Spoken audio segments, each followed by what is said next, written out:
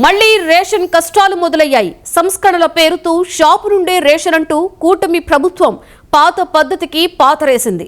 ఇంటి దగ్గరే అందించేలా జగన్ ప్రభుత్వం చేపట్టిన విధానం బాగోలేదని మళ్లీ పాత పద్ధతిలో రేషన్ షాపుకు వెళ్లి తెచ్చుకునే పద్ధతి మొదలైంది. ఉదయం సాయంత్రం 4 గంటలు రేషన్ షాపులు తెరిచి ఉంచుతామని ప్రభుత్వం చెప్తోంది. కానీ ఈ కొత్త పద్ధతిలో రేషన్ కోసం పడిగాపులు తప్పడం లేదు. కొండ నాలుకకు మందేస్తే ఉన్న నాలుక ఊడినట్లుగా తయారైంది అనకాపల్లిలోని రేషన్ షాపుల దగ్గర పరిస్థితి.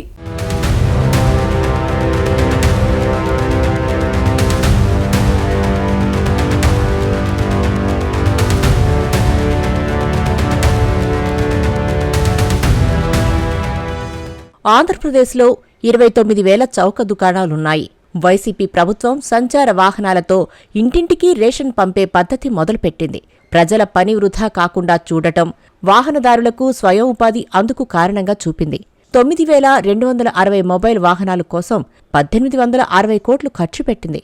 అయితే ఈ విధానం మీద ప్రజల్లో సానుకూలత వ్యక్తం కావటం లేదన్నది కూటమి ప్రభుత్వ అభిప్రాయం. అందుకే ఈ పథకం మీద పునరాలోచించి రద్దు చేసింది. అయితే పేద ప్రజలు రేషన్ కోసం ఒకరోజు పని మానుకునే పరిస్థితి ఉందని, దీన్ని దృష్టిలో పెట్టుకుని ప్రారంభించిన పథకాన్ని నీరుగార్చటం తగదని వైసీపీ విమర్శించింది. ఏమైనా కొత్త ప్రభుత్వం నిర్ణయం అమలు జరిగింది. ఇప్పుడున్న 9,260 వాహనాలను వాటి లబ్ధిదారులకు బదలాయించేలా కూడా ప్రభుత్వం నిర్ణయం తీసుకుంది.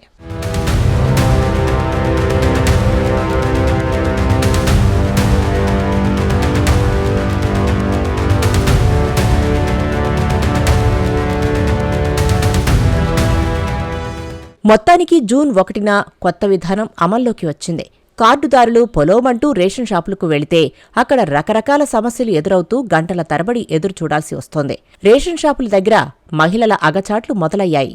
గంటల కొద్దీ క్యూ లైన్లో పడుగాపులు కాయాల్సి వస్తోందని, రేషన్ బండ్లు ఉన్నప్పుడే బాగుండేదని అంటున్నారు. అనకాపల్లి గాంధీనగర్ రేషన్ షాపు దగ్గర పరిస్థితి చూస్తే మహిళల అసహనం స్పష్టంగా కనపడుతుంది, వినపడుతుంది. పొద్దున్న వచ్చామండి, అలా కూర్చొని వెళ్ళిపోయాం. ఎన్ని గంటలకు వచ్చారమ్మా? పొద్దున్న వచ్చి 12 గంటల దాకా ఇలా పింగరేత్తనం పోయింది. అది పోయింది, మళ్ళీ వచ్చాం రెండోసారి. ఇది ఏమన్నారు? ఏమంటున్నారు, లేగాలు రావాలి కూర్చున్నారు.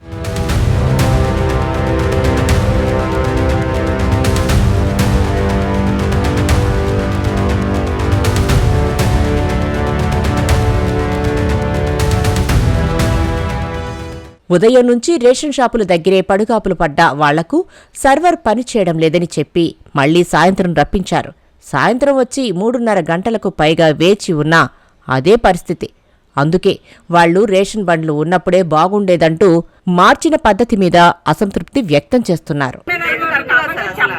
మెల్లిగా చెప్పాలి, అమ్మ సర్వర్ అవ్వట్లేదు చేయాలి, పొద్దున్న రండి అని చెప్పాలి. ఏ కోటకెళ్ళి ఇదే ప్రాబ్లం, ఈ కోటనే కాదు, ఏ కోటకెళ్ళి ఇదే ప్రాబ్లం వస్తుంది. అన్ని కోటలు ఉందండి, సర్వర్ పూర్తి స్థాయిలో ఆ బండి వచ్చినప్పుడు అయినా బాగానే అయిపోయింది ఇచ్చేవారు. మళ్ళీ ఈ తల్లప్పు మళ్ళీ పెట్టారు, అదే తల్లప్పు అనుకుంటే 3 గంటల నుంచి 7 గంటల వరకు వరకు కోట అంటే మీకు వాళ్ళు చెప్పినండి. ఇంటికాడ పిల్లలు ఉంటారు, వాళ్ళు ఉండి ఎట్టాలి. మొగోళ్ళు నోటాలు మీరు అనుకోవడం ఉన్నవాళ్ళు అయితే ఏమి ఎక్కడికి వెళ్ళావు కోటకని చెప్పి చాలా జనం వచ్చేసారు. అందరూ వెళ్ళిపోయారు.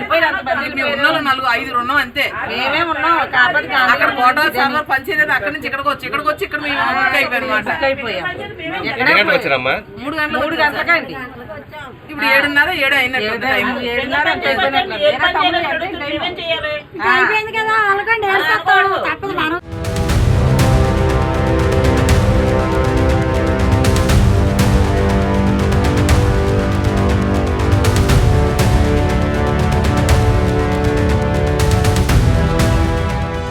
ప్రభుత్వ నిర్ణయం ఎలాగూ మారదు కాబట్టి ఇప్పుడు చేయాల్సింది రేషన్ పంపిణీ సాఫీగా సాగేట్టు చూడటమే.